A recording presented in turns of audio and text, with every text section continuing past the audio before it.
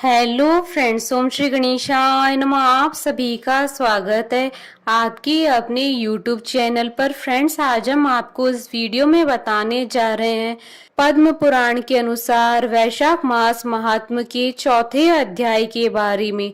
Friends, video शुरू करने से पहले आपसे रिक्वेस्ट है, अगर आप हमारे चैनल पर नए हैं और आपने अभी तक हमारे चैनल को सब्सक्राइब नहीं किया है तो प्लीज सब्सक्राइब कीजिएगा चैनल को, साथ ही प्रेस कीजिएगा बेल आइकन को, जिससे नए वीडियो से रिलेटेड नोटिफिकेशन आपको तुरंत प्राप्त हो सके। और वीडियो पसंद आने पर वीडियो को लाइक और शेयर जरूर कीजिएगा ताकि सभी भक्तों को इस वीडियो का लाभ प्राप्त हो सके। और कमेंट बॉक्स में जय श्री कृष्ण जरूर लिखिएगा। वैशाख मास महात्म सब प्रकार की विघ्नों का नाश करने वाले तथा सारी सृष्टि का पालन करने वाले श्री गणेश जी तथा ज्ञान की दाता श्री सरस्वती जी, सब पुराणों के कर्ता श्री व्यास जी तथा श्री गुरुदेव के चरण कमलों में नमस्कार करके भगवान की श्रद्धा और भक्ति रस में डूबे हुए वैशाख मास महात्म की कथा कहती हूँ। वैशाख मास महात्म चतुर्थ अध्याय प्रारंभ। अम्बरीश ने पूछा, मुने, वैशाख माह के व्रत का क्या विधान है? इसमें किस तपस्या का अनुष्ठान करना पड़ता है? क्या दान होता है? कैसे स्नान किया जाता है? और किस प्रकार भगवान केशव की पूजा की जाती है? ब्रह्मश्री, आप श्री हरि के प्रिय भक्त तथा सर्वज्ञ हैं, अतः कृपा करके मुझे ये सब बातें बताइए। नारद जी ने कहा, साधु श्रेष्ठ सुनो, वैशाख मास में जब सूर्य मेष राशि पर चले जाएं तो किसी बड़ी नदी में, नदी रूप तीर्थ में, नद में, सरोवर में, झरने में, देव कुंड में, स्वतः प्रातः हुए किसी भी जलाशय में, बावड़ी में अथवा कुएं आदि पर जाकर नियम पूर्वक भगवान श्री विष्णु का स्मरण करते हुए स्नान करना चाहिए। स्नान के पहले श्लोक का उच्चारण करना चाहिए, यथा ते माधवो मासो वल्लभो मधुसूदन प्रातः स्नानेन में तस्मिन फलदय पापहा भव। अर्थात मधुसूदन माधव मास वैशाख माह आपको विशेष प्रिय है, इसलिए इसमें प्रातः स्नान करने से आप शास्त्रोक्त फल देने वाले हो और मेरे पापों का नाश कर दें। इस प्रकार कहकर मौन भाव से उस तीर्थ के किनारे अपने दोनों पैर धो लें, फिर भगवान नारायण का स्मरण करते हुए विधि पूर्वक स्नान करें। स्नान की विधि इस प्रकार है, विद्वान पुरुष को मूल मंत्र पढ़कर तीर्थ की कल्पना कर लेनी चाहिए। ओम नमो नारायण, यह मंत्र ही मूल मंत्र कहा गया है।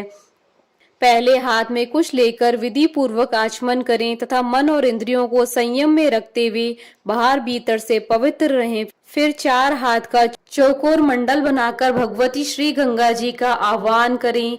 गंगे, तुम भगवान श्री विष्णु के चरणों से प्रकट हुई हो। श्री विष्णु ही तुम्हारे देवता हैं, इसलिए तुम्हें वैष्णवी कहते हैं। देवी, तुम जन्म से लेकर मृत्यु तक समस्त पापों से मेरी रक्षा करो। स्वर्ग, पृथ्वी और अंतरिक्ष में कुल 3.5 करोड़ तीर्थ है, ऐसा वायु देवता का कथन है। माता जानवी, वे सभी तीर्थ तुम्हारे अंदर मौजूद हैं। देवलोक में तुम्हारा नाम नंदिनी और नलिनी है। इसके सिवा दक्षा, पृथ्वी, व्यगंगा, विश्वकाया, शिवा, अमृता, विद्याधरी, महादेवी, लोक प्रसादिनी, क्षेमंकरी, जानवी, शांता और शांति प्रदायिनी आदि तुम्हारे अनेकों नाम हैं।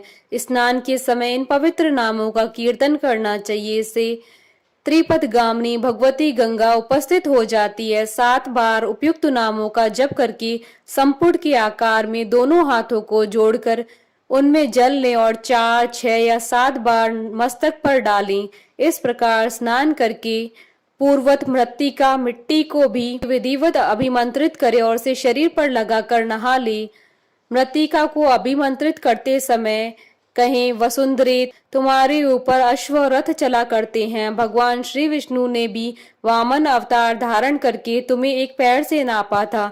मृत्तिके, मैंने जो बुरे कर्म किए हों, मेरे उन पापों को तुम हर लो। देवी, सैकड़ों भुजाओं वाले भगवान श्री विष्णु ने वराह का रूप धारण करके तुम्हें जल से बाहर निकाला था।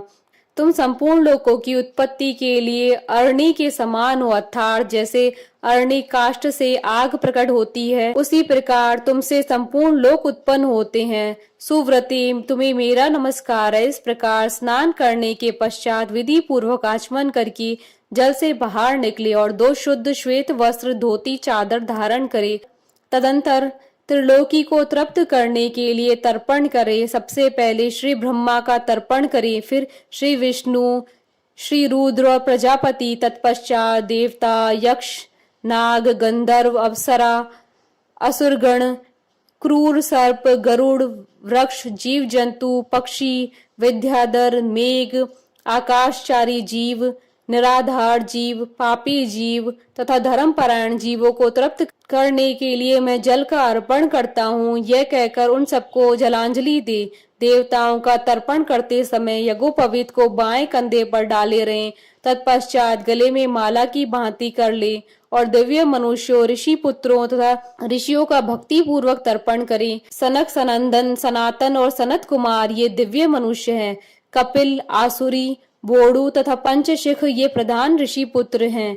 ये सभी मेरे दिए हुए जल से तृप्त हों, ऐसा कहकर उन्हें जल दें। इसी प्रकार मरीच, अत्रि, अंगीरा, पुलस्त्य, पुलहु, कृत, प्रचेता, वशिष्ठ, नारद तथा अनन्य देवर्षियों एवं ब्रह्म ऋषियों का अक्षत सहित जल के द्वारा तर्पण करे। इस प्रकार ऋषि तर्पण करने के पश्चात यज्ञोपवीत को दाएं कंधे पर करके बाएं घुटने को पृथ्वी पर टेक कर बैठे। फिर अग्निश्वात, सौम्य, हविष्मान, उष्मप, कव्यवाट, अनल, बृहस्पति, पिता, पितामह आदि तथा मातामह आदि सब लोगों का विधिवत तर्पण करके कहें, जो लोग मेरे बांधव ना हो और जो लोग मेरे बांधव हो तथा जो दूसरे किसी जन्म में मेरे बांधव रहे हों, वे सब मेरे दिए हुए जल से तृप्त हो। इसके सिवा और भी जो कोई प्राणी मुझसे जल की अभिलाषा रखते हो, वे भी तृप्ति लाभ करे। यूं कहकर उनकी तृप्ति के उद्देश्य से जल गिराना चाहिए। तत्पश्चात विधि पूर्वक आचमन करके अपने आगे कमल की आकृति बनावे और सूर्य देव के नामों का उच्चारण करते हुए अक्षत, फूल, लाल चंदन और जल के द्वारा उन्हें यत्न पूर्वक अर्घ्य दान करते समय कहें, भगवान सूर्य, आप विश्व रूप और ब्रह्म स्वरूप हो। इन दोनों रूपों में आपको नमस्कार है। आप सहस्त्रों किरणों से सुशोभित और सबके तेज स्वरूप हो। आपको सदा नमस्कार है। भक्त वत्सल, रुद्र रूपधारी आप परमेश्वर को बारंबार नमस्कार है। कुंडल और अंगद आदि आभूषणों से विभूषित पद्मनाभ आपको नमस्कार है। भगवान, आप सोए हुए संपूर्ण लोगों को जगाने वाले हैं, आपको मेरा प्रणाम है। आप सदा सबके पाप पुण्य को देखा करते हैं। सत्यदेव, आपको नमस्कार है। भास्कर, मुझ पर प्रसन्न होइए। दिवाकर, आपको नमस्कार है। प्रभाकर, आपको नमस्कार है। इस प्रकार सूर्यदेव को नमस्कार करके 7 बार उनकी प्रदक्षिणा करें। फिर द्विज, गो और सुवर्ण का स्पर्श करके अपने घर जाएं। वहां आश्रमवासी अतिथियों का सत्कार तथा भगवान की प्रतिमा का पूजन करे। राजन, घर में पहले भक्ति पूर्व जितेंद्रिय भाव से भगवान गोविंद की विधिवत पूजा करनी चाहिए। विशेषतः वैशाख के महीने में जो श्री मधुसूदन का पूजन करता है, उसके द्वारा पूरे 1 वर्ष तक श्री माधव की पूजा संपन्न हो जाती है। वैशाख मास आने पर जब सूर्य देव मेष राशि पर स्थित हो, तो श्री केशव की प्रसन्नता के लिए उनके व्रतों का संचय करना चाहिए। अपने अभीष्ट की सिद्धि के लिए अन्न, जल, शक्कर, धेनु तथा तिल की धेनु आदि का दान करना चाहिए। इस कार्य में धन की कंजूसी उचित नहीं है। जो समूचे वैशाख भर प्रतिदिन सवेरे स्नान करता है, जितेंद्रिय भाव से रहता है, भगवान की नाम जपता है और हविष्य का भोजन करता है, वह सब पापों से मुक्त हो जाता है। जो वैशाख मास में आलस्य त्याग कर एक भुक्त 24 घंटे में 1 बार भोजन करना, नक्त व्रत केवल रात में 1 बार भोजन करना अथवा अयाचित व्रत बिना मांगे मिले हुए अन्न का एक समय भोजन करना, वह अपनी संपूर्ण अभीष्ट वस्तुओं को प्राप्त कर लेता है। वैशाख मास में प्रतिदिन 2 बार गांव से बाहर नदी के जल में स्नान करना, हविष्य खाकर रहना, ब्रह्मचर्य का पालन करना, पृथ्वी पर सोना, नियम पूर्वक रहना, व्रत, दान, जप, होम और भगवान मधुसूदन की पूजा करना, ये नियम हजारों जन्मों के भयंकर पाप को भी हर लेते हैं। जैसे भगवान माधव ध्यान करने पर सारे पाप नष्ट कर देते हैं, उसी प्रकार नियम पूर्वक किया हुआ माधव मास का स्नान भी समस्त पापों को दूर कर देता है। प्रतिदिन तीर्थ स्नान, तिलों द्वारा पितरों का तर्पण, धर्मघट आदि का दान और श्री मधुसूदन का पूजन, ये भगवान को संतोष प्रदान करने वाले हैं। वैशाख मास में इनका पालन अवश्य करना चाहिए। वैशाख में तिल, जल, स्वर्ण, अन्न, शक्कर, वस्त्र, गौ, जूता, छाता, कमल या शंख तथा घड़ी, इन वस्तुओं का ब्राह्मणों को दान करे। तीनों संध्याओं के समय एकाग्रचित हो विमल स्वरूपा साक्षात भगवती लक्ष्मी के साथ परमेश्वर श्री विष्णु का भक्ति पूर्वक पूजन करना चाहिए। सामिक फूलों और फलों से भक्ति पूर्वक श्री हरि का पूजन करने के पश्चात यथाशक्ति ब्राह्मणों की पूजा करनी चाहिए। पाखंडियों से वार्तालाप नहीं करना चाहिए।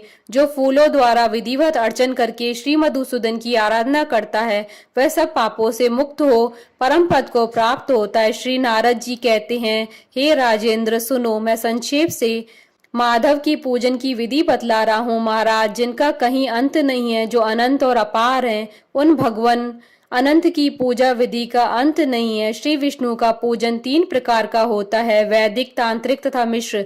तीनों ही बताए हुए विधान से श्री हरि का पूजन करना चाहिए। वैदिक और मिश्र पूजन की विधि ब्राह्मण आदि तीनों वर्णों के लिए ही बताई गई है, किंतु तांत्रिक पूजन विष्णु भक्त शूद्र के लिए भी विहित है। साधक पुरुष को उचित है कि शास्त्रोक्त विधि का ज्ञान प्राप्त करके एकाग्रचित हो ब्रह्मचर्य का पालन करते हुए श्री विष्णु का विधिवत पूजन करे। भगवान की प्रतिमा 8 प्रकार की मानी गई है, शिलामयी, धातुमयी, लोहे की बनी हुई, लीपने योग्य मिट्टी की बनी हुई, चित्रमयी, बालू की बनाई हुई, मनोमयी तथा मणिमयी। इन प्रतिमाओं की प्रतिष्ठा 2 प्रकार की होती है, एक चल प्रतिष्ठा, दूसरी अचल प्रतिष्ठा। राजन, भक्त पुरुष को चाहिए कि उसे जो कुछ भी सामग्री प्राप्त हो उसी से भक्ति भाव के साथ पूजन करे। प्रतिमा पूजन में स्नान और अलंकार ही अभीष्ट है, अर्थात भगवती ग्रह को स्नान कराकर पुष्प आदि से श्रृंगार कर देना ही प्रधान सेवा है। श्री कृष्ण में भक्ति भाव रखने वाला मनुष्य यदि केवल जल भी भगवान को अर्पित करे तो वह उनकी दृष्टि में श्रेष्ठ है। फिर गंध, धूप, पुष्प, दीप और अन्न आदि का नैवेद्य अर्पण करने पर तो क्या ही कहना।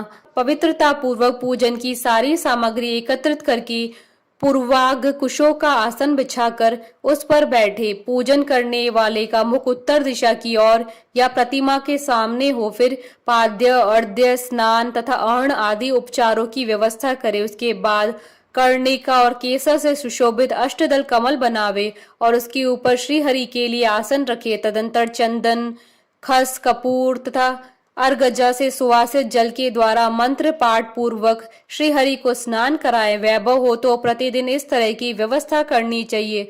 स्वर्ण धर्म नामक अनुवाक, महापुरुष विद्या, सहस्त्र शीर्षा आदि, पुरुष सूक्त तथा साम वेदोक्त निराजना आदि मंत्रों द्वारा प्रेम पूर्वक भगवान का यथो योग्य श्रृंगार करे। पुजारी श्रद्धा पूर्वक पाद्य, आचमनीय, गंध, पुष्प, अक्षत, धूप आदि उपहार अर्पण करे। उसके बाद गुड़, खीर, घी, पूड़ी, मालपुआ, लड्डू, दूध और दही आदि नाना प्रकार के नैवेद्य निवेदन करें।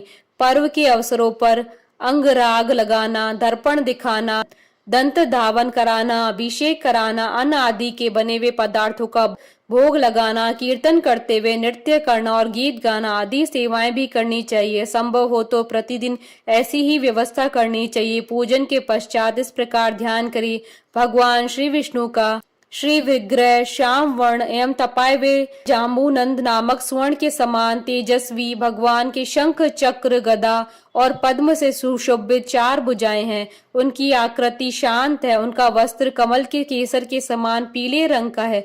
वे मस्तक पर किरीट, दोनों हाथों में कड़े, गले में यज्ञोपवीत तथा उंगलियों में अंगूठी धारण किए हुए हैं। उनके वक्ष स्थल में श्री वत्स का चिन्ह है। कौस्तुभ मणि उनकी शोभा बढ़ाता है तथा वे वनमाला धारण किए हुए हैं। इस प्रकार ध्यान करते हुए पूजन समाप्त करके घी में डुबोई हुई संविधाओं तथा हविष्य द्वारा अग्नि में हवन करे। आज्य, बाग तथा आघार नामक आहुतियों देने के पश्चात घृत पूर्ण हविष्य का होम करें। तदंतर पुनः भगवान का पूजन करके उन्हें प्रणाम करें और पार्षदों को नैवेद्य अर्पण करें। उसके बाद मुख शुद्धि के लिए सुगंधित द्रव्यों से युक्त तांबूल निवेदन करना चाहिए। फिर छोटे बड़े पौराणिक तथा अवार्चीन स्त्रोतों द्वारा भगवान की स्तुति करके भगवान प्रसीद, भगवान अर्थात भगवान प्रसन्न होइए यूं कहकर प्रतिदिन दंडवत प्रणाम करे। अपना मस्तक भगवान के चरणों में रखकर दोनों भुजाओं को फैलाकर परस्पर मिला दे और इस प्रकार कहें, परमेश्वर मैं मृत्यु रूपी ग्रह तथा समुद्र से भयभीत होकर आपकी शरण में आया हूँ या आई हूँ, आप मेरी रक्षा करे। तदंतर भगवान को अर्पण की हुई प्रसाद माला आदि को आदर पूर्वक सिर पर चढ़ाएं तथा यदि मूर्ति विसर्जन करने योग्य हो तो उसका विसर्जन भी करें। ईश्वरीय ज्योति को आत्म ज्योति में स्थापित कर ले। प्रतिमा आदि में जहाँ भगवान के चरण हो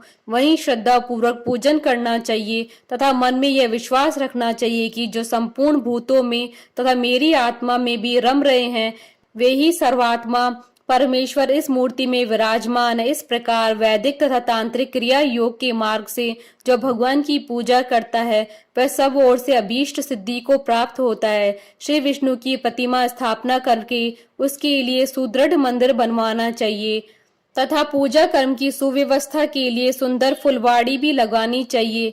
बड़े बड़े पर्वों पर तथा प्रतिदिन पूजा कार्य का भली भांति निर्वाह होता रहे, इसके लिए भगवान के नाम से खेत, बाजार, कस्बा और गांव आदि भी लगा देने चाहिए। ऐसा करने से मनुष्य भगवान के सानिध्य को प्राप्त होता है। भगवत विग्रह की स्थापना करने से, सार्वभौम के पद को मंदिर बनवाने से, तीनों लोकों के राज्य को पूजा आदि की व्यवस्था करने से, ब्रह्म लोक को तथा इन तीनों कार्यों के अनुष्ठान से मनुष्य भगवान के सानिध्य को प्राप्त कर लेता है। केवल अश्वमेध यज्ञ करने से किसी को भक्ति योग की प्राप्ति नहीं होती है। भक्ति योग तो वही प्राप्त करता है जो पूर्वोक्त रीति से प्रतिदिन श्री हरि की पूजा करता है। हे राजन, वही शरीर शुभ कल्याण का साधक है जो भगवान श्री कृष्ण को साष्टांग प्रणाम करने के कारण धूलि दूसरित हो रहा है। नेत्र भी वे ही अत्यंत सुंदर और तप शक्ति से संपन्न है जिनके द्वारा श्री हरि का दर्शन होता है। वही बुद्धि निर्मल और चंद्रमा में संलग्न रहती है तथा वही जीवा मधुर भाषणी है जो बारंबार भगवान नारायण का स्तवन किया करती है। स्त्री और शूद्रों को भी मूल मंत्र के द्वारा ही श्री हरि का पूजन करना चाहिए तथा अनन्य वैष्णव जनों को भी गुरु की बताई हुई पद्धति से श्रद्धा पूर्वक भगवान की पूजा करनी उचित है। हे राजन, यह सब प्रसंग मैंने तुम्हें बता दिया। श्री माधव का पूजन परम पावन है। विशेषतः वैशाख मास में तुम इस प्रकार पूजन अवश्य करो। सूत जी कहते हैं, महर्षि गण इस प्रकार पत्नी सहित मंत्र वेता महाराज अम्बरीश को उपदेश दे उनसे पूजे तो विदा लेकर देवर्षि नारद जी वैशाख मास में गंगा स्नान के लिए चले गए। लोक में जिनका पावन सुयश फैला हुआ था उन राजा अम्बरीश ने भी मुनि की बताई हुई वैशाख मास की विधि का पुण्य बुद्धि से पत्नी सहित पालन किया। इति श्री पद्म पुराण अंतर्गत वैशाख मास महात्म का चौथा अध्याय संपन्न हुआ। बोलिए भगवान विष्णु की जय, सनातन धर्म की जय। हमारे साथ इस वीडियो में अंत तक बने रहने के लिए आपका धन्यवाद। ओम श्री गणेशाय नमः। जय श्री कृष्णा।